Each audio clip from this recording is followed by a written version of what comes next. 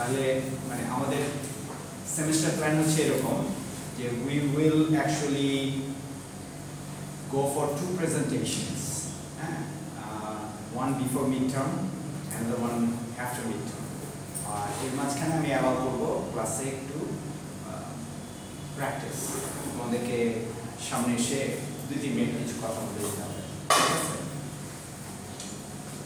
Do not cringe in thought of that. কারণ এটা তোমার দরকার হবে, definitely will help you out. এখানে তোমার কাছে মনে হচ্ছে যে এটা একটা বার্ডেন, কিন্তু এটা তুমি যখন দেখবা যে ইন্টারভিউ দিতে যাবা, যখন কোনো কারোর সামনে কথা বল, অনেক মানে তোমরা এখন আর স্কুল কলেজে নেই, যখন ইউনিভার্সিটিতে এসছো, যদি হায়ার স্টাডিজে যেতে চাও, ব্যাচেলার্সের পরে নর্মালি খুব কমই দেখা যায় যে কম্পিউটার সায়েন্সে এখনো সম্ভব যে একটা ব্যাচেলার্স করে ইন্ডাস্ট্রিতে ঢুকে যাওয়া, হ্যাঁ, কিন্তু হায়ার স্টাডিজে যেতে হলে you have to go through the ladder by masters, then if you want to do a PhD, এভাবে চলতে থাকে। কিন্তু যেটা হচ্ছে যে তোমার নিজেকে প্রেজেন্ট করার জন্য there is no better way but to for a without a formal presentation, হ্যাঁ, তো সেই কারণে আমি চাই যেহেতু তোমাদের excuse me arts of presentation ক্লাসটা হয় নাই, তাহলে এখান থেকে আমরা একটু শুরু করবো। আমি তোমাদেরকে দেখাবো কিভাবে, হয়তো 1টা কি 2টা ক্লাসে আমরা এই কাজটা করবো, দেখাবো তোমাদেরকে কিভাবে টপিকের জন্য প্রেজেন্টেশনের জন্য রিসার্চ করতে হয়, কিভাবে ডেলিভারির যে নিয়মগুলো আছে প্রেজেন্টেশন সেগুলো কিভাবে মেইন পয়েন্টসগুলো সেগুলো দেখাবো। Then we will go for practice. মনে করো 1টা 2টা ক্লাসে আমরা একটু থিওরির, মনে করো আমি 1 ঘন্টার মতো লেকচার দিলাম, তারপরে 8 ঘন্টা হয়তো তোমাদেরকে আমি প্র্যাকটিস করবো, ঠিক আছে? এবং ওইটা হয়তো আমি তোমাদেরকে একটা ইনসেন্টিভ দেওয়ার জন্য বলবো যে ক্লাস মার্ক অ্যাটেন্ডেন্সের মধ্যে থেকে 5 মার্ক থাকবে শুধু অ্যাটেন্ডেন্স, 5 মার্ক হচ্ছে তুমি কত উইলিংলি এসে এখানে দিচ্ছ, ঠিক আছে? So these are called germane load, হ্যাঁ, কগনিটিভ সাইকোলজির ভাষায় এগুলোকে বা এডুকেশনাল সাইকোলজির ভাষায় থেকে বলা হচ্ছে কোনো কিছু লোড দিয়ে লার্নারদেরকে শেখানো, লার্নাররা বাধ্য হয় তখন শিখতে, but that is for their own benefit, হ্যাঁ। তো সেই কাজটা আমরা করব। আর এই কোর্সটা আমরা একটু ডিফারেন্ট পয়েন্ট অফ ভিউ থেকে দেখার চেষ্টা করছি, পার্সপেক্টিভ থেকে। নর্মালি বিজনেস স্টাডিজের কনটেক্সটে যেভাবে পড়ানো হয় তার থেকে একটু ডিফারেন্ট আমাদের হবে, হ্যাঁ। Kind of I will try to stick to the practice of the discipline. আমরা কম্পিউটার সায়েন্সের পড়ছো তোমরা, কাজে আমরা ওই ধরনের অর্গানাইজেশনগুলোতে কীভাবে সোশ্যাল ডাইনামিক্সটা কাজ করে সেগুলো নিয়ে আমরা কথা বলবো। এবং একটা জিনিস আমি তোমাদেরকে বলি, সেটা হচ্ছে যে এটার কোনো সংকোচের কিছু নেই যে ইউ নেভার ডিড ইট, যে আমি আগে প্রেজেন্টেশন দিইনি কখনো, কখনো আমি এরকম অ্যাগ্রেসিভলি আমাকে বাধ্য করা হয় নাই, এগুলোতে কিছু আসে যায় না। তোমাকে তোমার গোল হচ্ছে you have to be better in doing what you can do. তো সেই কারণে মনে করো তুমি বেশ ঢাকার থেকে অনেক দূরের একটা স্কুল বা কলেজ থেকে আসছো, যেখানে এগুলোর অস্তিত্ব ছিল না, প্রেজেন্টেশন বা এরকম কিছু।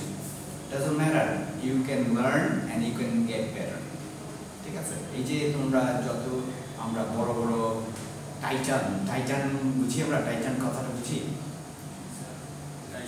কোথেকে আসছে কথাটা সে জানো? Greek mythology. টাইটান ছিল, এরা হচ্ছে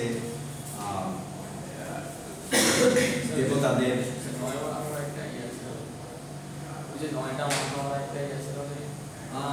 নামটা বোধহয় তুমি টাইটাসের কথা বলছো। মানে টাইটানস হচ্ছে নর্মালি দেবতাদের রাজা জুসের ছেলে মেয়েদেরকে বলা হয় টাইটানস, হ্যাঁ। হ্যাঁ, এবং একটা HBO মুভিও আছে, Wrath of the Titans, কিন্তু এটা অরিজিনাল এসেছিল গ্রিক মিথোলজি থেকে। আচ্ছা, মজার ব্যাপার হলো আমি যখন আমার আন্ডারগ্রেড ডিগ্রি করি তখন I had to do a course, গতকাল যেভাবে বলেছিলাম যে এপিক অ্যান্ড ট্র্যাজেডির উপরে। এপিক বলতে তো এপিক তো বুঝি না, আমরা এপিক শব্দটাকে এখন অন্যরকম অর্থে ব্যবহার করি, মানে জেনজি আর অনেক শব্দ আছে যেগুলো কনভেনশনাল মিনিং থেকে অন্যদিকে চলে গেছে।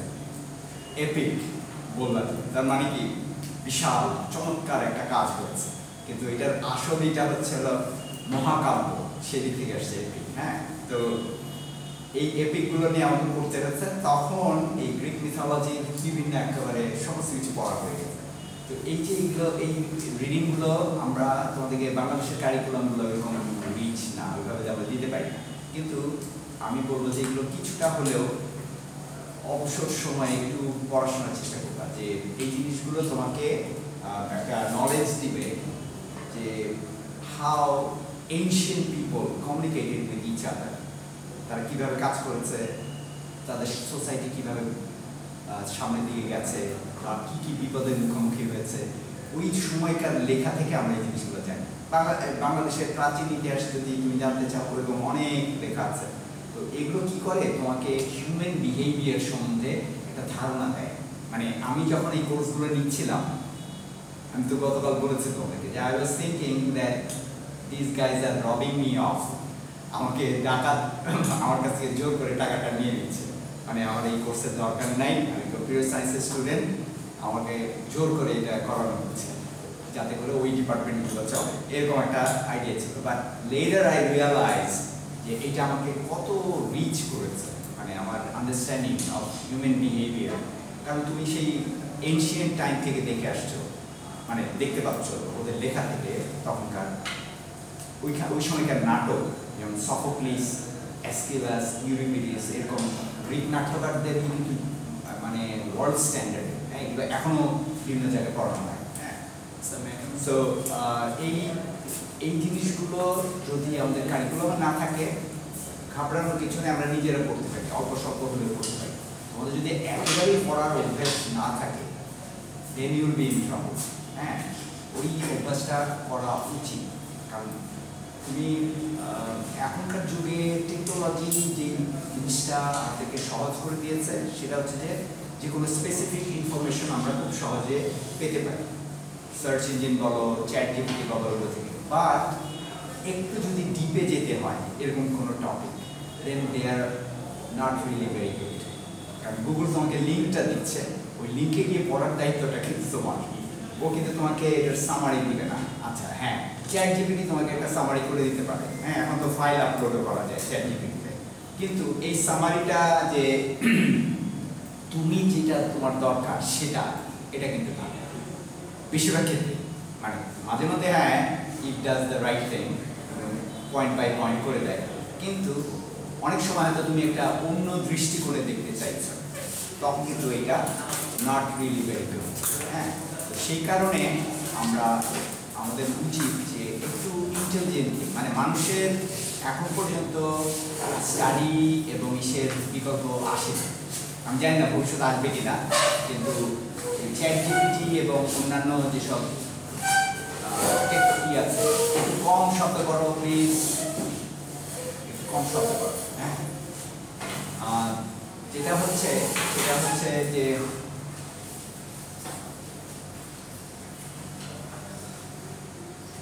মানে যখন কেউ লেট করে আসে একটা ক্লাসে, you are suppose to be a bit considerate to the people who are listening.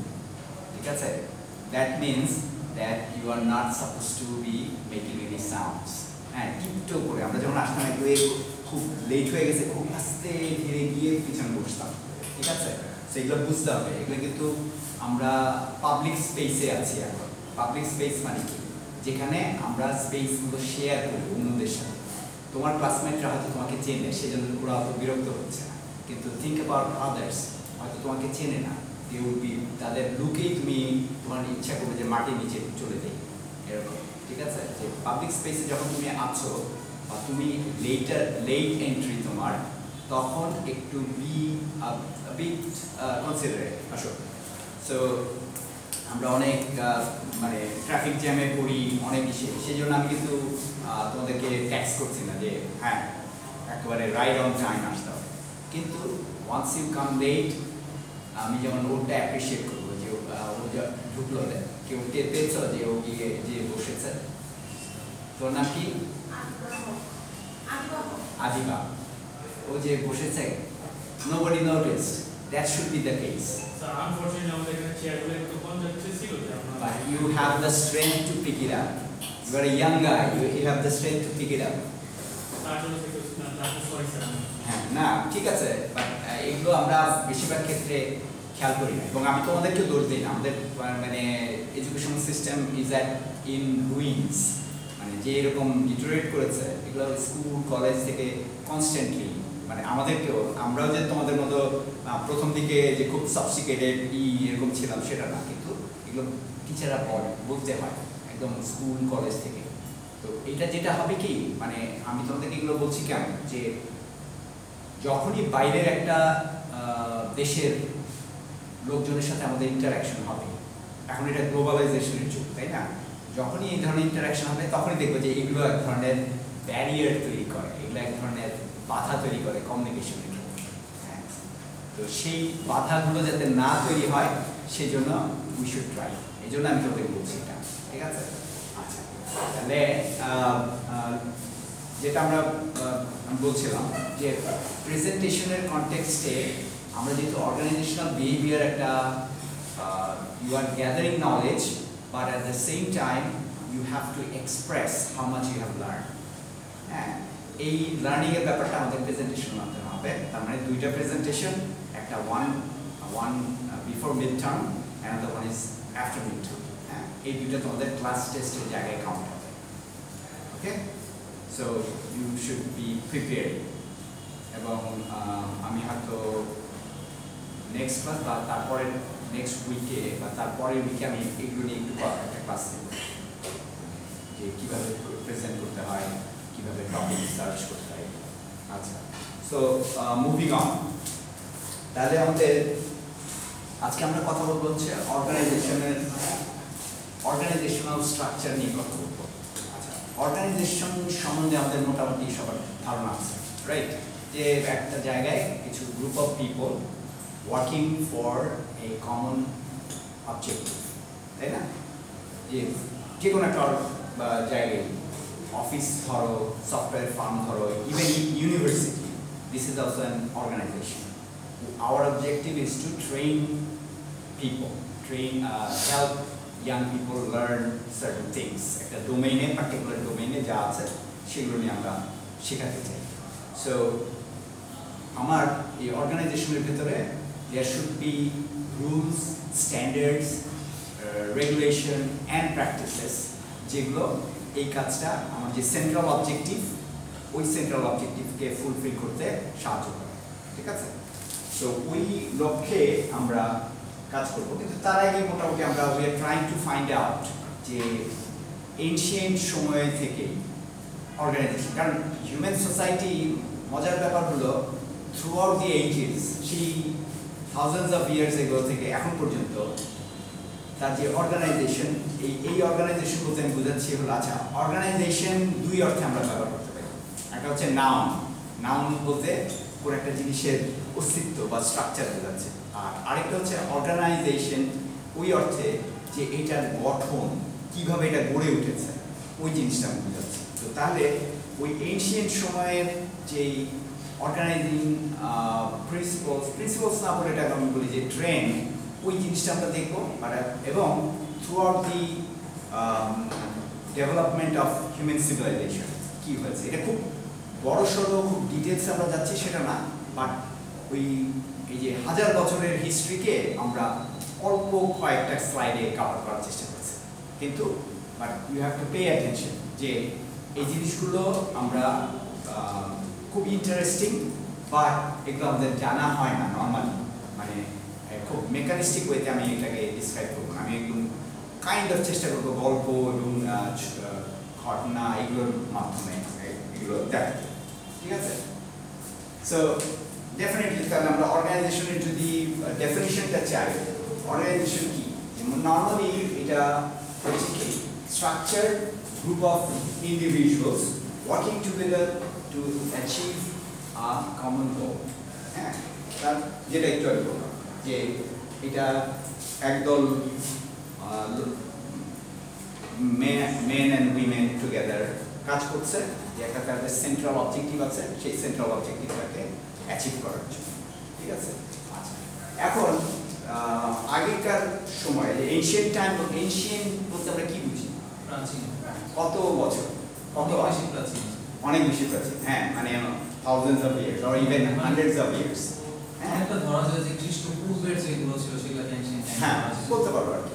সেই অর্থে সেখানে কিন্তু অর্গানাইজেশনগুলো এখনকার মতো এত ফর্মাল ছিল না, বাট এটা কিন্তু আসলে একটা সোসাইটির ইন্টারনাল একটা কি বলবো চাহিদাই পণ্য। যে হ্যাঁ, তুমি মনে করো একটা ট্রাইবের, তখন তো ট্রাইবাল কালচার বেশি ছিল, যদি আমরা অ্যানথ্রোপোলজি এগুলো দেখি বা নর্মালি হিস্ট্রি ঘাঁটি, যে তখন কিন্তু বড় বড় এন্টিটি, যে এইসব বিশাল একটা দেশ, এরকম ছোট ছোট জায়গা, ওই একটা হয়তো গ্রামের মতো এরিয়া, সেইখানে একটা গোষ্ঠীর বসবাস, তাদের ইন্টারাকশন অন্য গোষ্ঠীর সাথে, এর মাঝখান দিয়ে আবার হয়তো বণিকরা যাওয়া আসা করে এক গোষ্ঠী থেকে আরেক গোষ্ঠী, এরকম একটা যে সোশ্যাল স্ট্রাকচার। এর মধ্যে থেকে মনে করো এখন দরকার হচ্ছে যে কেউ একটা হয়তো যোদ্ধা ট্রাইব আছে, তারা এসে বারবারই অ্যাটাক করে, এরকম দেখা যেত যে পাহাড়ে থাকে, সমতলে যারা থাকে তাদেরকে সে প্রায়ই অ্যাটাক করে, এরকম গল্প বা ইতিহাস আমরা জানি না। তাহলে কি হবে? তাহলে আমরা আমাদের সোসাইটিকে, আমাদের ওই এলাকাটাকে প্রোটেক্ট করার জন্য আমাদের একটা বাহিনী করতে হবে। এই যে this is an organisation, military কিন্তু ইটস অ্যান অর্গানাইজেশন, এবং one of the very ancient organisation military. হ্যাঁ, তো তার কারণটাই ছিল যে বেসিক্যালি একটা উদ্দেশ্য করতে হলে একত্রিত হয়ে কাজ করতে হবে। তো সেই কনটেক্সটে কিন্তু এটা ওই অর্থে কোনো, আমরা যেমন এখন টেক্সট বুকে লেখা জিনিসপত্র পড়ি যে ও আচ্ছা অর্গানাইজেশন এইভাবে তৈরি করতে হয় বা এই এই রুলস থাকতে, এরকম তেমন কিছু ছিল, সব informal, but with the demand of the time or demand of the society, যে আমার এই কাজ করতে হলে এইভাবে নিতে হবে, এই জন্য এটাকে আমরা বলছিল informal and based on kinship. Kinship বুঝি আমরা আত্মীয়তার ভিত্তিতে। মনে করো এখনো বাংলাদেশে অনেক গ্রামে আছে যে চাচাতো ভাই, তার চাচাতো ভাই, এরকম সবাই মিলে একটা গ্রাম, ঠিক আছে? তো এইটাকে বলি আমরা হচ্ছে কিনশিপ অথবা ট্রাইবাল অ্যাফিলিয়েশন। একটা গোত্রে, আমরা প্রাচীন আরবের ইতিহাস জানি যে এই গোত্র, ওই গোত্র কুরাইশ, আবার ওইদিকে ওদিকে বনু উজাইফা, বনি ইসরায়েল, হ্যাঁ, সবচেয়ে নাম করা ট্রাইব। তো এই এদের কনটেক্সটে এটাকে আমরা বলছি হলো ট্রাইবাল অ্যাফিলিয়েশনস। মিলিটারি হায়ারার্কি, এটা তো আমরা আমাদের কাছে কয়েকবার পরিচিত। Reflecting the societal values and roles of the era. Era বলতে বোঝায় হচ্ছে ওই সময়। তাহলে এই যে অর্গানাইজেশনটা তৈরি হচ্ছে, এটা কিসের ভিত্তিতে হচ্ছে? ওই সময়কার সোসাইটি যেভাবে ছিল, সেটার যে কাজ করার পদ্ধতি, এই সব মিলে ওই অর্গানাইজেশনটা তৈরি হচ্ছে। এবং এখন যদি আমরা আমাদের অর্গানাইজেশনগুলোর দিকে তাকাই, এখন যদি দেখবো যে ট্রাইবাল অর্গানাইজেশন অলমোস্ট চলে গেছে, অলমোস্ট গায়েব। যদিও বাংলাদেশের মতো কিছু ব্যাকওয়ার্ড কান্ট্রিগুলোতে এগুলো টিকে আছে। আমরা যে বিভিন্ন পলিটিক্যাল পার্টিগুলোতে আমরা দেখি যে এলাকা ভিত্তিক, আমার বাবা আমার দাদা আওয়ামী লীগ করেছে এই জন্য আমি করেছি, বা বিএনপি করেছে এই জন্য আমি করেছি, এরকম। কিন্তু আদতে এই ব্যাপারটা যতই একটা সোসাইটি আধুনিক হবে, এটা টিকে থাকবে না। তার মানে কি, যখন আমার সোসাইটির স্ট্রাকচারটা চেঞ্জ হয়ে যাচ্ছে, তাহলে আমার অর্গানাইজেশন যেভাবে গড়ে ওঠে সেটাও চেঞ্জ হয়ে যাবে। তো তার মানে কি, আমরা এখন নর্মাল অর্গানাইজেশনের স্বরূপটা দেখব। তো বেসিক্যালি ওই সময়ে তাদের উদ্দেশ্য কি ছিল?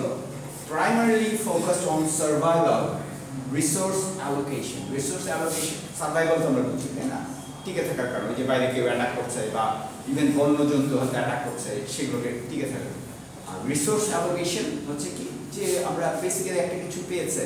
এখানে একটা মজার ব্যাপার আছে, কিন্তু রিসোর্স অ্যালোকেশন ব্যাপারটা আমাদের কাছে এখন খুব বেশি পরিষ্কার না, বা এটা চেহারা হচ্ছে অনেকটা কিছুটা বিচ্ছিন্ন টাইপের। যে আমি আমার একটা সোসাইটি, বাংলাদেশের যেই রিসোর্স আছে যদি আমরা ওইভাবে দেখি, মনে করো অ্যাগ্রিকালচার বা খনিগুলোতে বা কয়লা খনি বলে, এটা কি আমরা সবাই সমানভাবে ভোগ করতে পারি? না।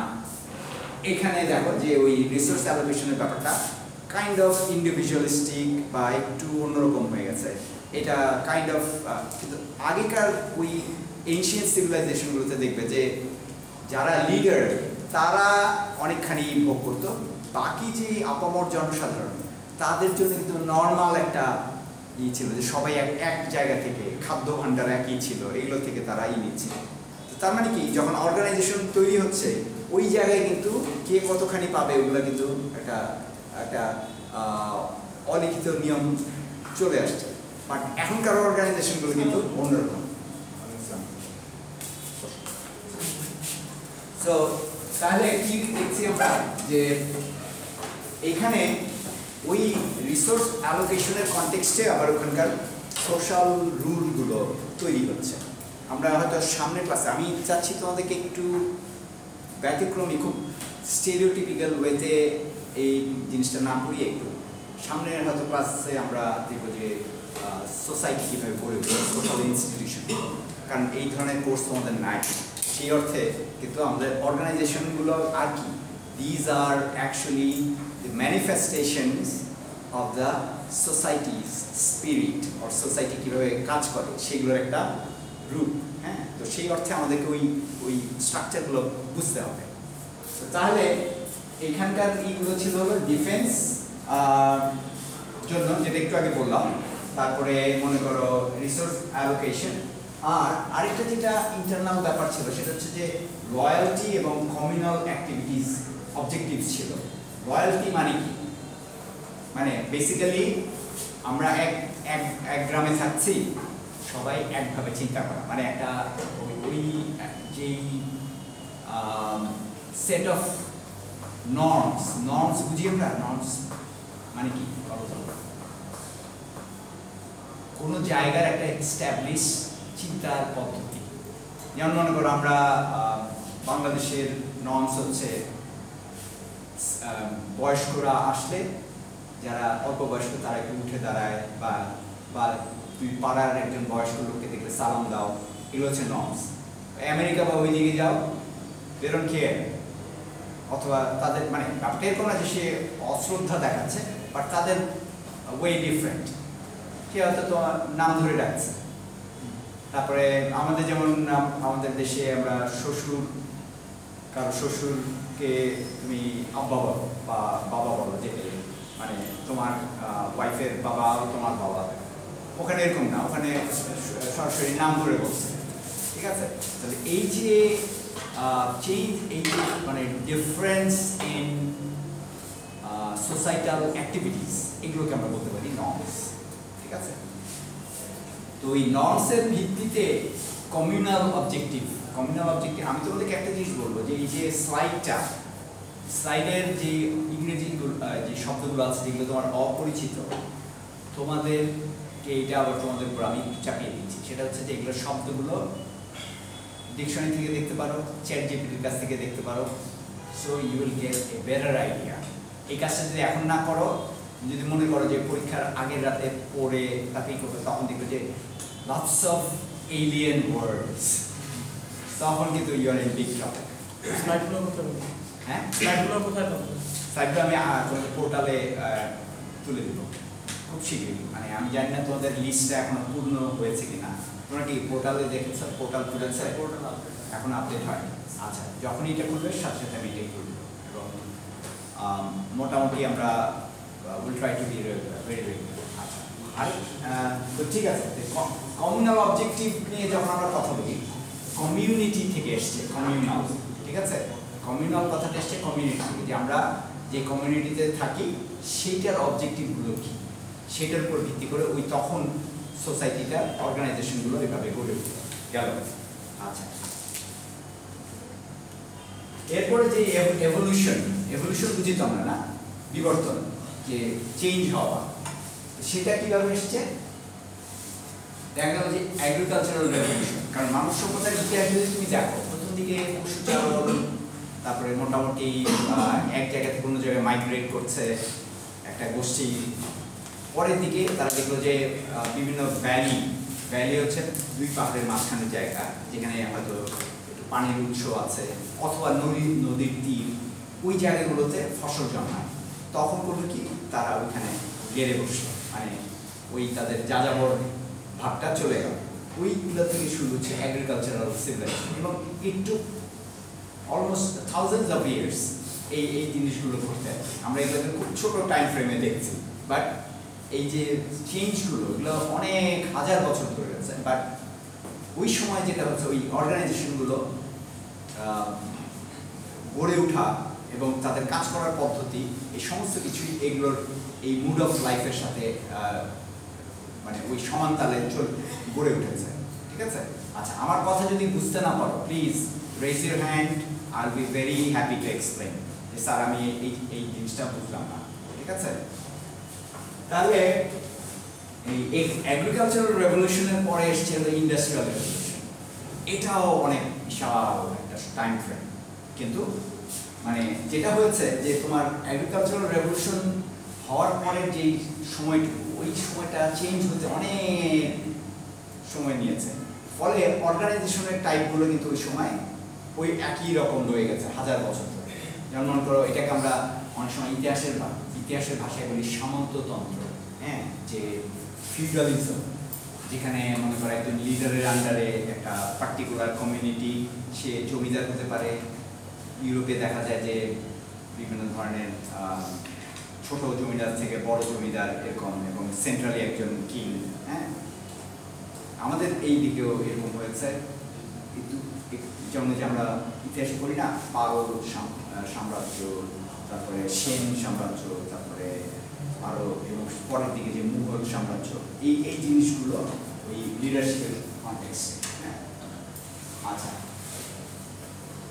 এবং ওই সময়গুলোতে যা হয় আর কি, মনে করো সোসাইটির, আমরা এই ব্যাপারগুলো যেহেতু হিস্ট্রি থেকে পড়ি, আমরা হয়তো ওইভাবে খেয়াল করি না যে ওই সময়কার যুগের চাহিদা অনুযায়ী প্রোডাকশন কিন্তু একটা বিশাল ব্যাপার। প্রোডাকশন মানে কি, যে একটা পার্টিকুলার কমিউনিটির যে জিনিসগুলো দরকার দৈনন্দিন জীবন ধারণের জন্য। কারণ আমরা এই যে টাইম ফ্রেমের কথা বলছি, আমরা কিন্তু অলরেডি চলে এসেছি কোথায়, যে এক জায়গায় একটা সোসাইটি তৈরি হচ্ছে, সেই সোসাইটির তারা নিজেদের মধ্যে একটা পারস্পরিক সম্পর্ক, সহযোগিতার একটা ভিত্তি আছে। তাহলে কি হচ্ছে, ওই জায়গায় খাদ্য উৎপাদনের একটা ব্যাপার আছে, তারপরে সেগুলোকে ডিস্ট্রিবিউশনের একটা ব্যাপার আছে, এবং সেই ডিস্ট্রিবিউশনের ব্যাপারটা যে সবসময় খুবই কি বলবো জাস্ট বা খুবই ন্যায় বিচারপূর্ণ সেটা বলছি না। কারণ হয়তো দেখা গেল যে জমিদার বেশিরভাগই, বাংলাদেশে তোমরা তেভাগা আন্দোলনের নাম শুনছ? তেভাগা আন্দোলনের নাম শুনছ? হাজী শরীয়ত আলী, ওই সময়কার কি ছিল, জমিদাররা 2/3 নিয়ে চলে যেত, 1/3 থাকতো ইসের কাছে যে প্রডিউস করছে, আসলে সেই সবচেয়ে বেশি শ্রম দিচ্ছে, কিন্তু জমিদার বসে বসে ওটা নিয়ে নিচ্ছে। ইউরোপেও কিন্তু একই কাহিনী ছিল, এবং এইগুলো ওই সময়কার লোকজন খুব বেশি ওইভাবে মেনে নেয়।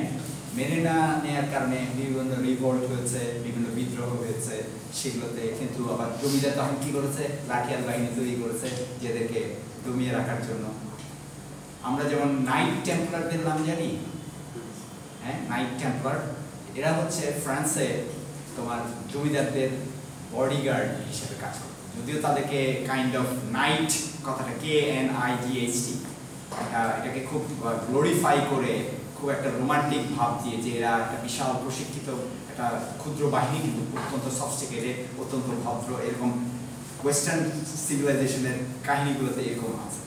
বাংলাদেশের লাঠিয়ালদের সম্বন্ধে অবশ্যই এরকম শোনা যায় না, বা ভারতবর্ষের লাঠিয়ালদের সম্বন্ধে, কিন্তু হয়তো বা এরকম ছিল, হয়তো মারাঠা দের সময় বা মুঘল সাম্রাজ্যের সময় কোনো একটা নাম ছিল, বা ইভেন অটোমান সাম্রাজ্যে শোনা যায় যে তোমার জ্যানিসারিদের নাম শুনেছো তোমরা? জ্যানিসারি যোদ্ধা, একটা বিশাল যোদ্ধা বাহিনী যারা তোমার সম্রাটের পক্ষে কাজ করত, এবং they were really the terror of the enemies.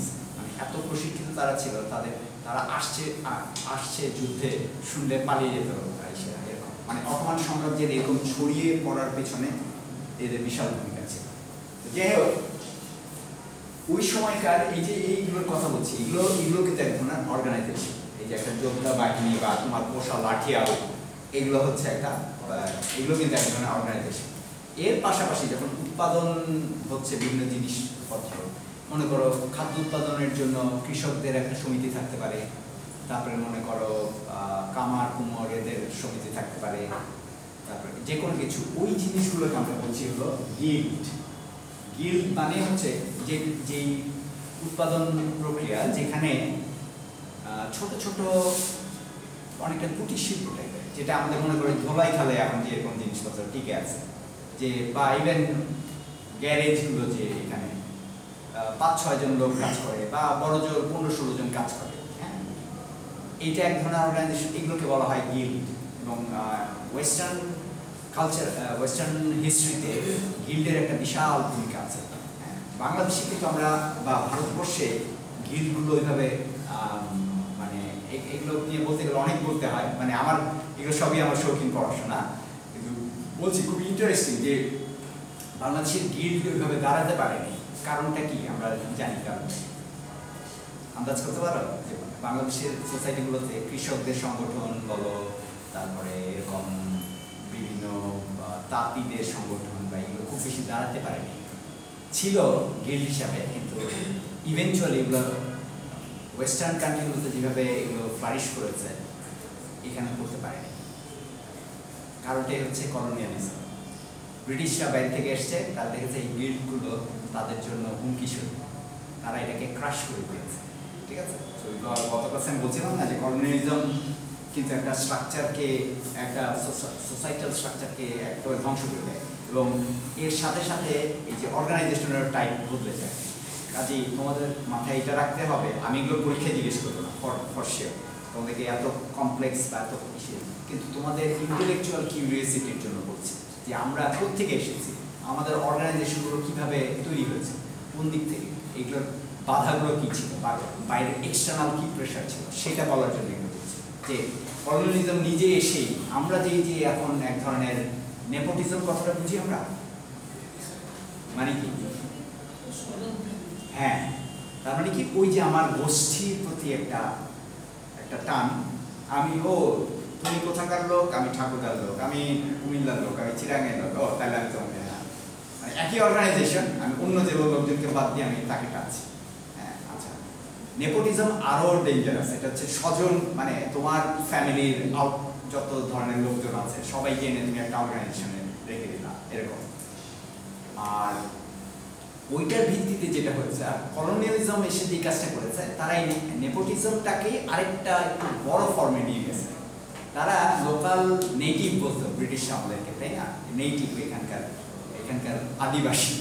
তো এই নেটিভদের মধ্য থেকে একটা গ্রুপকে আমি একটু আলাদা করে ফেলি, আলাদা করে তাদেরকে বিভিন্ন সুযোগ সুবিধা দিই অন্যদের চেয়ে, তাহলে এই ব্যাপারটা তারা কি হবে, আমার ভক্ত হয়ে থাকবে, আমার সাথেই থাকবে।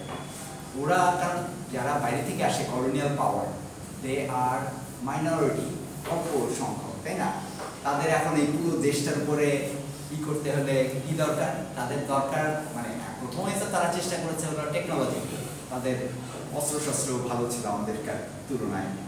ইংরেজরা মাস্কেট রাইফেল নিয়ে এসছে, মাস্কেটের পরে আরও যে এনফিল্ড, যেটা নিয়ে সিপাহী বিদ্রোহতে আগুন মানে ছড়িয়ে গেল, যে বলা হলো যে এখানে শুকুরের চর্বি থাকে, দাঁত দিয়ে কেটে রাইফেল করতে হয়, বুলেট করতে হয়, এই জিনিসগুলো যে এগুলো বাইরে থেকে, কিন্তু টেকনোলজি সবসময় কাজ করে না।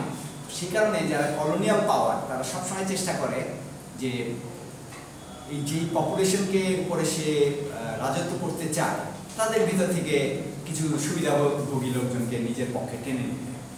ইভেন এই যে এখন দেখো ইসরায়েলের ইরান বা গাজাতে দেখো স্পাই বেরোচ্ছে, ওই যে কয়েকদিন আগে যে একজনকে হত্যা করে টাঙিয়ে দিল, সে কারণটা কি, ট্রেইটর, বিশ্বাসঘাতক, সে তার নিজের কমিউনিটির বিরুদ্ধে, ইসরায়েল হচ্ছে একটা আউটসাইড এন্টিটি, তার সাথে কাজ করেছে বা তাকে ইনফরমেশন দিয়েছে। এখনো বলা হচ্ছে যে ইরানের ভেতরে, ইরান থেকে জিনিসপত্র এরকম তথ্য পাচার হয়ে গেছে, যে ইরানের জেনারেল সোলাইমানিকে মেরে ফেললো না কিছুদিন আগে।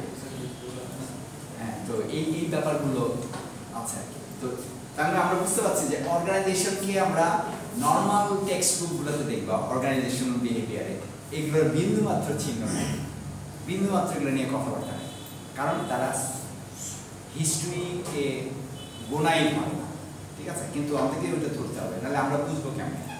বাংলাদেশের কনটেক্সটে এখনও তুমি যদি দেখো যে বিভিন্ন সফটওয়্যার অর্গানাইজেশন তাদের যেই কালচার, তারা যেভাবে কাজ করে, that is different from the cultures of Google or cultures of Microsoft, অথবা ইভেন আমেরিকার একটা সফটওয়্যার ডেভেলপমেন্ট কোম্পানি থেকে ডিফারেন্ট। কেন? কারণটাই হচ্ছে যে এটা হচ্ছে আমরা কীভাবে একটা জনগোষ্ঠী হিসাবে আমরা আমাদের কালচার কীভাবে ডেভেলপ করেছে সেইটার সাথে হয়তো আমরা সেন্ট্রালি একটা কাজ করি, ডেভেলপ করি সফটওয়্যার ফার্স্ট ওয়ার্ল্ডে চালানোর জন্য, যেগুলো ফার্স্ট ওয়ার্ল্ডে পাঠানো হয় বা ইভেন দেশের ভিতরে, কিন্তু কালচারটা কাজ করার পদ্ধতি সেটা কিন্তু আমাদের এইখানকার ইস্যু থেকে ওঠা, এখানকার সমাজ থেকে উদ্ভূত। হ্যাঁ, তো যখন এখান থেকে উঠছে, তার মানে কি এগুলোকে অ্যাড্রেস করা, এগুলো নিয়ে যদি কোনো সমস্যা হয় বা এগুলোকে আরো বেটার করার জন্য, তাহলে আমাদের লোকাল উদাহরণের দিকে তাকাতে হবে। কিন্তু নর্মাল টেক্সট বুকগুলোতে এই কাজটা করা হয় না। আমি যদি এখন আমেরিকান টেক্সট বুকের কনটেক্সটে উদাহরণ দিই, this will be an alien মানে কি ভিনদেশী একটা উদাহরণ, এবং এটা যে আমাদের এখানে কাজ করবে এমন কোনো কথা না। এটা হয়তো আমরা ইম্পোজ করতে পারি, যেটা করা হয়। খেয়াল করে দেখো যে বাংলাদেশে বিভিন্ন বাইরের মাল্টি ন্যাশনাল, তারপরে বিভিন্ন কি বলে এগুলোকে এইড গ্রুপ, এনজিও, এগুলো যে কাজ করছে, তাদের যে কালচারগুলো, এই কালচারগুলো কিন্তু আমাদের দেশীয় কালচার না। যদিও বহু বছর হয়ে গেছে, আমরা অলমোস্ট ভাবছি যে হ্যাঁ আমাদের দেশের, কিন্তু কালচারগুলো কিন্তু বাইরে থেকে আনা, বাইরে থেকে ইম্পোজ করা। তার মানে কি বাইরের ভাবাদর্শ ওগুলো এখানে চলে এসছে, ঠিক আছে? এগুলো হয়তো কিছু ভালো, কিন্তু কিছু হয়তো খারাপ, কিছু হয়তো আমাদের যেই গড়ে ওঠার সম্ভাবনা সেগুলোকেই করছে। তাহলে আমি একজন সচেতন মানুষ হিসেবে আমার উচিত হবে এগুলোকে আইডেন্টিফাই করা। হ্যাঁ, কিন্তু বেশিরভাগ ক্ষেত্রে আমরা এটা আইডেন্টিফাই করার সুযোগ পাই না, মানে সচেতনতাই তৈরি হয় না, যে আমি বুঝতেই পারি না যে আমি যেভাবে কাজ করছি এটা বাইরের কেউ এটা তৈরি করে দিয়েছে, এইভাবে কাজ করতে হবে বলে দিয়েছে। মাল্টি ন্যাশনালগুলোতে যারা বাংলাদেশি লোকজন ঢুকে, তারা যে জিনিসটা দে আর ট্রেন্ড আপ, কিন্তু তারা trend up in terms of western culture, ঠিক আছে? সো এই ব্যাপারগুলো আমাকে বুঝতে হবে। যাই হোক, তাহলে গিল্ড নিয়ে আমরা কথা বললাম। গিল্ড ছিল ছোট ছোট গিল্ড বলতে, গিল্ড অর্গানাইজেশন বলতে বোঝায় যে অল্প কিছু লোক বল, 10-15 জনের বেশি না, তারা এটা যে কোনো একটা কিছু ফার্ম হতে পারে। হ্যাঁ, এগুলো হচ্ছে আগেকার সেই সময়কার অর্গানাইজেশন। হ্যাঁ, এখন বাংলাদেশে গিল্ড টিকে আছে ওই যে ছোট ছোট সেক্টরগুলোতে, যেখানে ইঞ্জিনিয়ারিংয়ের কাজ হয় বা মানে মোটামুটি, কিন্তু বাংলাদেশের তাঁতিরাও কিন্তু আস্তে আস্তে চলে যাচ্ছে, মানে তাদের এক্সটিংক্ট হয়ে যাচ্ছে তাঁতিদের এইগুলো। কিন্তু মানে গিল্ডের আরেকটা আছে অর্গানাইজেশন। কেন আমরা এই অর্গানাইজেশনগুলি নিয়ে মাথা ঘামাবো বা কথা বলবো? ইটস পার্ট অফ হিস্ট্রি, তাই না? চলে গেছে অলমোস্ট।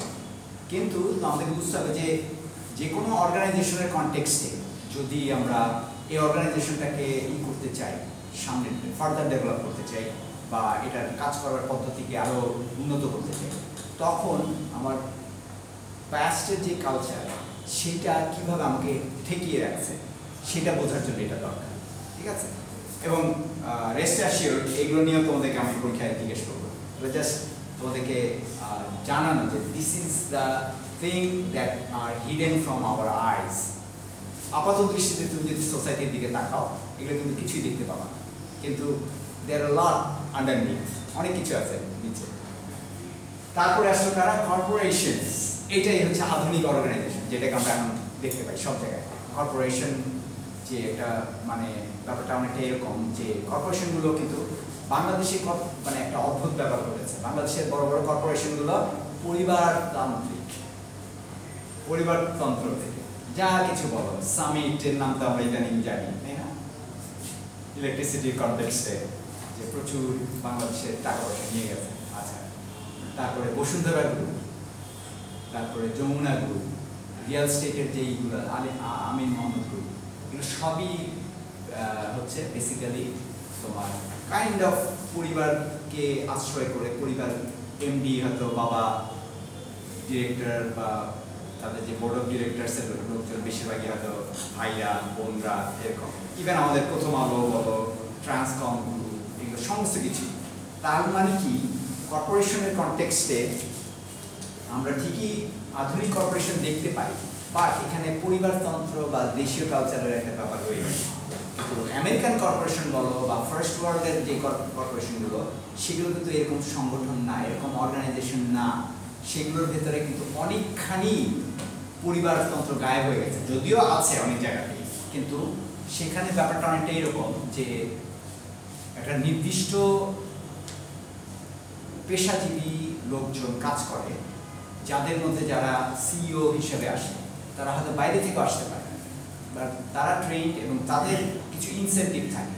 যেমন মনে করো সিইওতে মনে করো যদিও অ্যামাজন বা তুমি মনে করো এক্সকে চিনো তো না, টুইটারের বর্তমান নাম মেটা, আমাদের ফেসবুকের যে বর্তমান, তারপরে গুগলের প্যারেন্ট গ্রুপ আলফাবেট, এই কর্পোরেশনগুলোর সিইও যারা, they were not originally born in this organization, তারা বাইরে থেকে এসছে, এবং কিন্তু বাইরে থেকে এসে কি করতে হবে, তাদেরকে একটু বেশি এক্সট্রা ইনসেন্টিভ, তাদেরকে স্টক অপশন কথাটা বুঝি আমরা।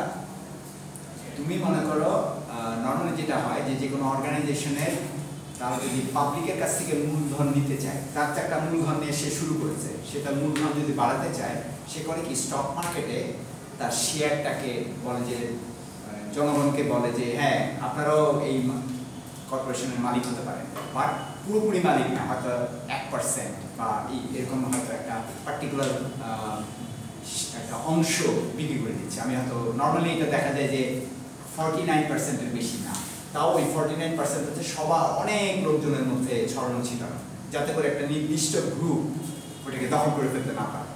হ্যাঁ, তো এই যে স্টক অপশনটা হচ্ছে ওইটাই যে যারা এই কোম্পানিতে কাজ করবে তাদেরকে বলা হচ্ছে যে হ্যাঁ কোম্পানির মালিকানার একটা শেয়ারও তোমরা পাবা।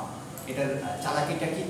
চালাকিটা হচ্ছে তোমার একটা মমত্ববোধ তৈরি করা এই কোম্পানির প্রতি, যে হ্যাঁ এখানে আমারও স্টেক আছে, আমি যদি এই কোম্পানিকে উন্নত করতে পারি তাহলে আমার স্টক প্রাইসের দাম বাড়বে, আমি আরও ধনী হব, এরকম একটা ব্যাপার থাকে। তো এই যে নর্মাল কর্পোরেশনের যেই গঠন পদ্ধতি এবং কাজ করার পদ্ধতি, সেটা আবার এক এক দেশে এক এক রকম। মনে করো জাপানিজরা একভাবে করে, ওয়েস্টার্ন ইউরোপ এক ধরনের করে, নর্থ আমেরিকা একভাবে করে, বাংলাদেশ, ভারত এগুলো এক ধরনের করে। ভারতে কিন্তু এখন পর্যন্ত যে আম্বানি বলো, টাটা, বিড়লা, এরাও কিন্তু এই পরিবারতান্ত্রিক ইসে এখন আটকে আছে। আমিও ওদের সাথে এইভাবে কাজ করিনি, কিন্তু আমি জানি না যে কাজ করার পদ্ধতিটা, বাট বাইরে থেকে দেখে মোটামুটি ধারণা করা যায় এরকম। তো কর্পোরেশনগুলো হচ্ছে এরকম আধুনিক অর্গানাইজেশন। আচ্ছা, তারপরে হচ্ছে ফ্যাক্টরিজ।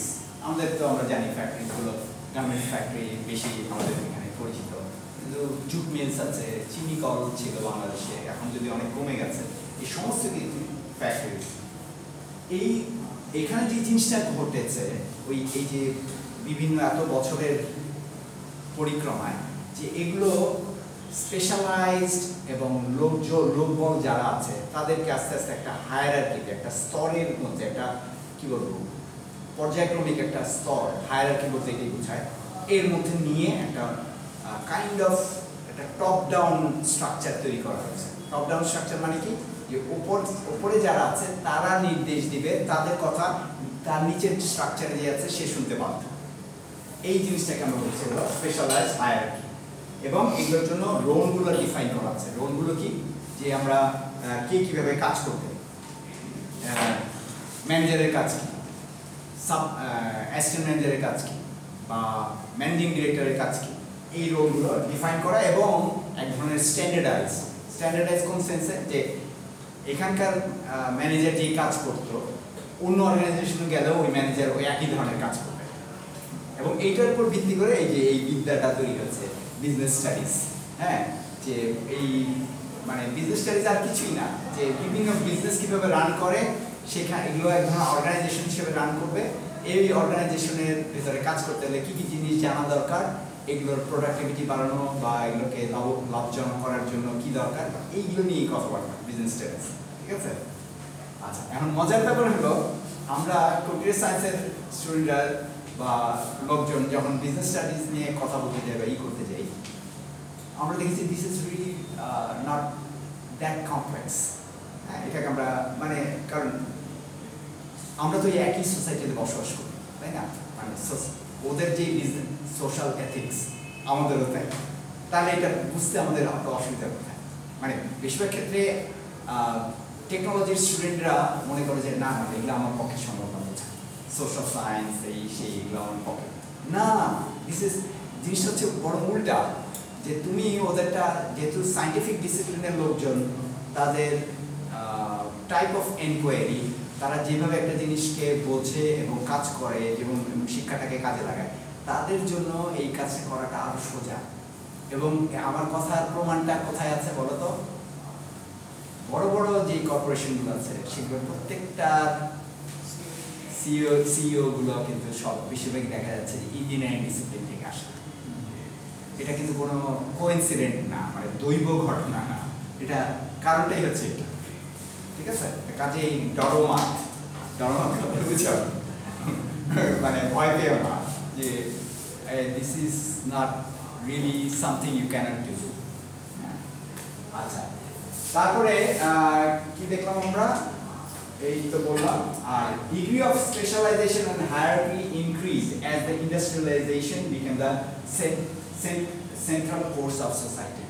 অ্যাগ্রিকালচারাল সোসাইটি থেকে যখনই আমরা ইন্ডাস্ট্রিয়াল সোসাইটিতে চলে আসছি, ওই সময়টায় এই অর্গানাইজেশনের যেই গঠনটা এবং তার যেই স্বরূপ, এগুলো আরও বেশি স্পেশালাইজ হওয়া শুরু হয় এবং এগুলোতে আরও বেশি মানে এখানে একটা কথা আছে যেটা আমি অবশ্য সোশিওলজিক্যাল টার্ম, এটাকে আমরা বলি হচ্ছে ডিভিশন অফ লেবার। কথাটা কি আগে আমরা শুনেছি?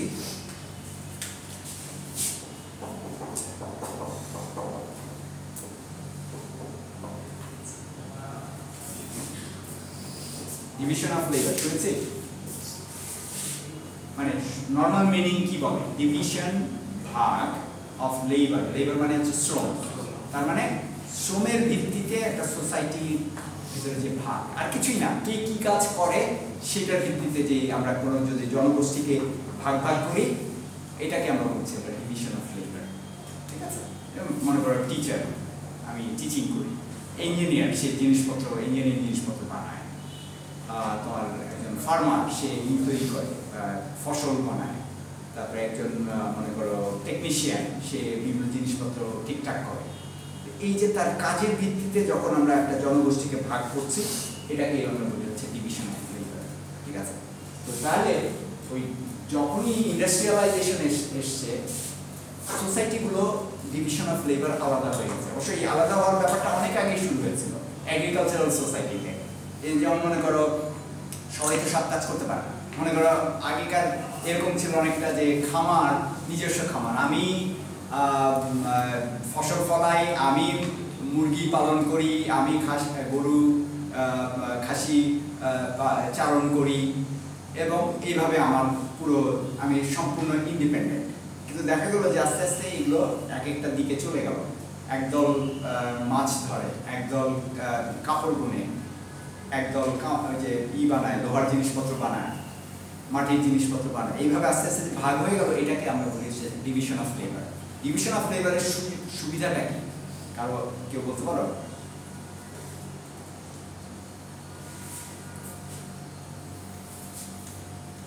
ব্যাপারটাকে এভাবে দেখো যে তোমাদের মধ্যে তোমাদের একজনকে তোমাদের কয়েকজনকে, মানে আমি মনে করো সবাইকে কয়েকজন একজন এরকম 4-5 জন করে গ্রুপ তৈরি করি। তোমরা যখন গ্রুপ প্রেজেন্টেশন করো তখন কি করো? একটা নির্দিষ্ট টপিক দেওয়া হয়েছে, ওই টপিকের উপরে একজন রিসার্চ করে, আরেকজন দেখে যে সিকোয়েন্সটা কিভাবে তৈরি হবে, আরেকজন হচ্ছে এই জিনিসটাকে তার এইটাকে মানে বলার ভূমিটা কি হবে। কেউ হয়তো মনে করো টেকনোলজিতে ভালো, যে আচ্ছা তুমি স্লাইড বানাও, তারপরে এইভাবে আরেকজন বললো যে হ্যাঁ, আরেকজন একটু লিডার বলছে, সে বললো যে আচ্ছা এই আমি এটা বলবো, তুমি এটা বলবা, এরকম ভাবে সে বলার সিকোয়েন্সটা ঠিক করে দিচ্ছে। এই জিনিসটা হচ্ছে ডিভিশন। কে কোন কাজটা করছে। সেন্ট্রাল একটা অবজেক্টিভ থাকতেই পারে, যে তোমাদের সেন্ট্রাল অবজেক্টিভ হচ্ছে একটা প্রেজেন্টেশন দেওয়া, কিন্তু ওইটার কনটেক্সটে কাজগুলো ভাগ হয়ে যাচ্ছে, ঠিক আছে? সো ডিভিশন অফ লেবার কিন্তু সেটাই। আচ্ছা, এখন মজার ব্যাপার হলো ডিভিশন অফ লেবার শুধু ইন্ডিভিজুয়ালদের ভিতরে না, সোসাইটির ভিতরে তো আছেই, প্লাস বৈশ্বিক পর্যায়ে তুমি যদি মনে করো যে আমরা যে গার্মেন্টস তৈরি করি, আমেরিকানরা এখন আর গার্মেন্টস তৈরির মধ্যে নাই, ওদের মোটামুটি গার্মেন্টস শ্রমিকের সংখ্যা অনেক কমে গেছে। তার মানে কি এটা একটা বৈশ্বিক ডিভিশন অফ লেবার হয়ে গেছে, আমরা একটা নির্দিষ্ট কান্ট্রিকে দিয়ে দিয়েছি। আচ্ছা, চায়নাতে এখন প্রচুর ইঞ্জিনিয়ারিং জিনিসপত্র তৈরি হচ্ছে যেগুলো আগে আমেরিকাতে হতো, মাইক্রো প্রসেসর, ঠিক আছে? তাহলে আমরা আচ্ছা এটার কিছুটা চালাকি আছে যেটা আমি গত ক্লাসে বলেছিলাম। চালাকিটা হচ্ছে কি, ওয়েস্ট যেই জিনিসগুলো ব্যবহার করছে সেগুলোর প্রোডাকশন প্রসেসে যেই খারাপ জিনিস তৈরি হয়, বর্জ্য, মনে করো শ্রমিক অসন্তোষ, এগুলো আমার দেশের বাইরে রেখে দিলাম। তো এইটার ভিত্তিতে সারা ওয়ার্ল্ডকে আমি যেভাবে বিভিন্ন ডিভিশন অফ লেবার যখন ভাগ করলাম, এটাকে আমরা বলি হচ্ছে ইন্টারন্যাশনাল ডিভিশন অফ লেবার, ঠিক আছে? এবং ওই ইন্টারন্যাশনাল ডিভিশন অফ লেবারও কিন্তু আমাদের অর্গানাইজেশনগুলোর তৈরির পেছনে অনেকখানি অবদান রাখে, ঠিক আছে? যে তুমি মনে করো তোমার বাইরে আউটসোর্সিং এর একটা সফটওয়্যার ফার্ম তৈরি করেছো, তোমার এন্ডে যে কাজটা হচ্ছে এটা কিন্তু টোটাল জিনিস না, তোমার তৈরি করা সফটওয়্যারের কিছু অংশ চলে যাবে আমেরিকাতে বা ইউরোপে, ওরা ওখান থেকে আবার আফ্রিকা থেকে বা আয়ারল্যান্ড থেকে, আয়ারল্যান্ড হচ্ছে ইউরোপের সবচেয়ে গরিব দেশ, সেই হিসাবে ওরা আবার ওইখানে ডিভিশন অফ লেবার আছে।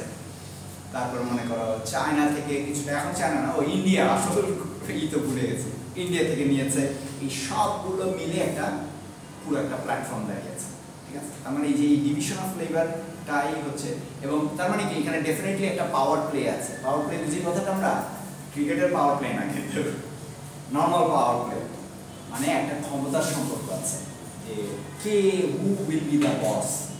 তাহলে যে ইউরোপ অথবা নর্থ আমেরিকায় বসে এটা অর্ডার দিচ্ছে সে হচ্ছে বস, সে বিভিন্ন জায়গায় বিভিন্ন টিমকে এই করছে। যে দেখো না আমাদের যারা আউটসোর্সিং কাজ করে তারা টিম মিটিং করে, জুমে মিটিং করে, হ্যাঁ, ওদের সাথে, কারণ কি ওখান থেকে নির্দেশ দিচ্ছে সে। তো তার মানে কি এই একটা পাওয়ার প্লে এখানে আছে।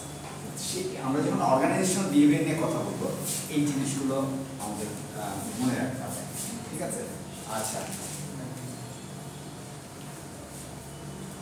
তাহলে আমরা এসে দাঁড়িয়েছি এখন কোথায়, মডার্ন অর্গানাইজেশন। তাহলে সেটা কি করে, ডাইনামিক অ্যাডাপটিভ নেটওয়ার্কে তৈরি হয়ে পরিণত হয়েছে। আচ্ছা, নেটওয়ার্ক ওই যে যেটা বললাম আউটসোর্সিং এক ধরনের প্রোডাকশন প্রসেসের কিন্তু একটা নেটওয়ার্ক। নেটওয়ার্কটা আমরা কেন ব্যবহার করি, বিভিন্ন জায়গায় যে নোডগুলো, নোড বুঝি আমরা মানে পয়েন্ট, প্রোডাকশনে যে পয়েন্টগুলো বিভিন্ন জায়গায় আছে সেগুলোকে আমি কানেক্ট করছি, এবং এটা হয়ে যাচ্ছে কি অ্যাডাপটিভ।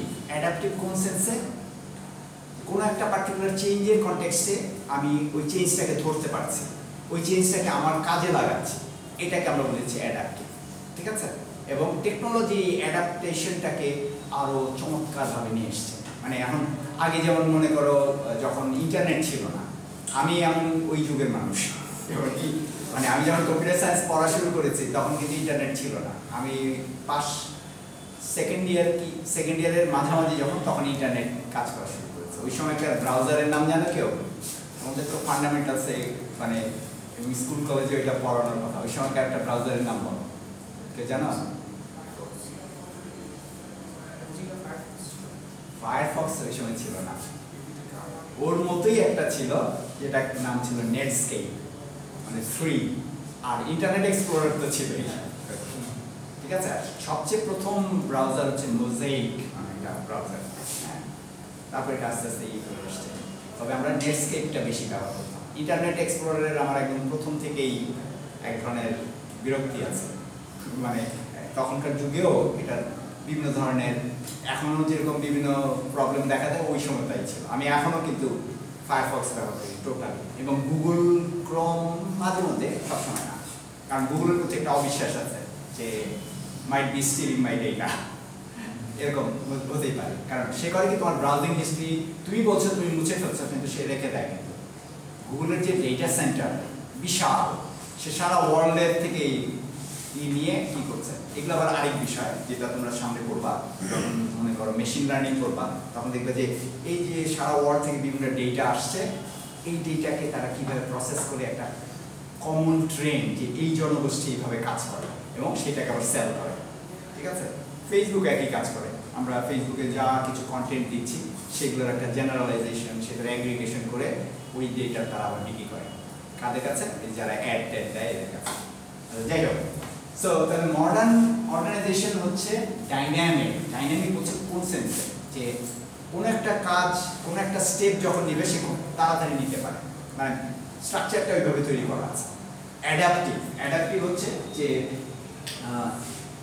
যে কোনো চেঞ্জকে সে আমলে নিয়ে ওইটা নিজের কাজে লাগাতে পারে। হ্যাঁ, মানে মানিয়ে নেয়া, তার কোনো একটা কিছুকে গ্রহণ করে ফেলা, হ্যাঁ, নিজের কাজে ব্যবহারের জন্য, এটাকে আমরা বলছি অ্যাডাপটিভ। আর কি করে এখানে লেভারেজ টেকনোলজি, লেভারেজ মানে হচ্ছে ব্যবহার করা, হ্যাঁ, টেকনোলজির সুফলটা নেয়া। and data to enhance collaboration and innovation. Data একেবারে একদম এখনকার যে কোনো অর্গানাইজেশনে ডেটা হচ্ছে বিশাল একটা ব্যাপার, মানে ডেটা ইকোনমি বলি আমরা অনেক সময়। হ্যাঁ, যে কোনো অর্গানাইজেশনের ভিতরে মানে সেই ডেটা তোমার ভেতরকার এমপ্লয়িদের ডেটা হতে পারে, তারপরে তোমার গ্রাহকদের ডেটা হতে পারে। হ্যাঁ, সো আচ্ছা, এই সাইটটি করে আমি আজকে শেষ করে দেব। তো তাহলে এই মডার্ন অর্গানাইজেশনগুলোর বৈশিষ্ট্য কি? দে প্রায়োরিটাইজ অ্যাজিলিটি। প্রায়োরিটাইজ মানে কি? মানে দেয়, অগ্রাধিকার দেয় কি? অ্যাজিলিটি। অ্যাজিলিটি কি? অস্থির ভাব, মানে আমি সুস্থির হয়ে বসতে পারছি না ব্যাপারটা, মানে ঠিক আমরা এরকম বললে আমাদের মনে হয় যে বাচ্চাদের মতো এদিক থেকে ওদিকে দৌড়াচ্ছি না। অর্গানাইজেশনের কনটেক্সটে যেটা, যে সে কখনোই নিজেকে খুব নিরাপদ বোধ করে না। সে মনে করে যে সে মার্কেটে আছে, সারাক্ষণই শত্রুতা আছে, মানে শত্রুতা মানে কম্পিটিশন আছে বিভিন্ন জায়গা থেকে, তো তাকে সবসময় সাবধান সতর্ক, মানে মনে করো তুমি একজন প্রাগৈতিহাসিক মানুষের কথা মনে করো যে জঙ্গলের মধ্যে দিয়ে হেঁটে যাচ্ছে। এটা কিন্তু আমার বানানোর টাল না, নিকোলাস কার্ড নামে এক ভদ্রলোক আছেন আমেরিকাতে, সরি কেনেডিয়ান, ওনার একটা বই আছে শ্যালোস নামে, হ্যাঁ, ইন্টারনেটের উপরে উনি লিখেছেন। তো প্রাগৈতিহাসিক মানুষ এরকম যে সে জঙ্গলের মধ্যে দিয়ে হেঁটে যাচ্ছে, কিন্তু সবসময় তার চোখ এদিক নড়ছে যে কখন কোন দিক থেকে বন্যজন্তু এসে ঝাঁপিয়ে পড়ে। তো এই অ্যাজিলিটি বলতে এই জিনিসটা বোঝায় যে কোনো অর্গানাইজেশন সারাক্ষণই ভয় থাকে যে তার কম্পিটিটর তাকে পিছনে ফেলে দিবে কিনা, তাকে বিপদে ফেলবে কিনা, বা তাকে গিলে ফেলবে কিনা। মার্জিং কথাটা আমরা বুঝিত না, মার্জ মিলে যাওয়া। বিজনেস ওয়ার্ল্ডে এটা এখন একেবারে একটা বিশাল সত্য যে তুমি একটা অর্গানাইজেশনকে আরেকটা অর্গানাইজেশনকে গিলে ফেলতে পারো যদি তোমার প্রচুর পয়সা থাকে। মানে গিলে ফেলা কোন অর্থে? এটা কিন্তু গ্রাহকদের জন্য আবার বিপজ্জনক। একটা মার্কেটে যদি 8 জন প্লেয়ার থাকে, এখন বড় প্লেয়ারগুলো যদি ছোটগুলোকে গিলে ফেলে তাহলে কি হয়? সিন্ডিকেট তৈরি হয়ে যায়। তুমি কম প্লেয়ার আছে, যেটা আমাদের টেলিকম মার্কেট, কম প্লেয়ার, যা প্রাইস দেবো গ্রাহক এটা দিতে পারবে। ঠিক আছে, আচ্ছা। আর আচ্ছা, আমি এক কাজ করি, আজকে সময় শেষ, এটা আমরা আগামী ক্লাসে কি করবো। কারো কোনো প্রশ্ন আছে কিনা প্লিজ? আমি জানি যে তোমরা একটা you are going through an uncharted territory. Uncharted territory মানে কি? আগে এখানে কেউ যায় নাই, ঠিক আছে? সো কাজেই যে কোনো প্রশ্ন আই উইল ওয়েলকাম। আমার কনসার্নটা হচ্ছে being the computer science students, you have to learn about the society, how a society works. ঠিক আছে, এটা যদি বুঝতে পারো, আমাদের এডুকেশন সিস্টেমে এই জিনিসটা নাই, যে আমরা এটা বুঝি না যে আমার এই জিনিসটা যে শিখছি কিসের জন্য শিখছি, এবং এটা কি আসলে আমার এই কোর্সটা শেষ হয়ে গেলে এর শেষ, নাকি এটা আমার লাইফ লং লার্নিং থাকবে। আমি যে হিস্ট্রি, লিটারেচার কোর্স, বিভিন্ন ডিসিপ্লিনের বাইরে যে কোর্সগুলো নিয়েছি সেগুলো আমার সাথে এখন আছে, এইটাকে আমরা করে দিতে হবে লাইফ লং লার্নিং। ঠিক আছে, আচ্ছা, তোমাদের একটু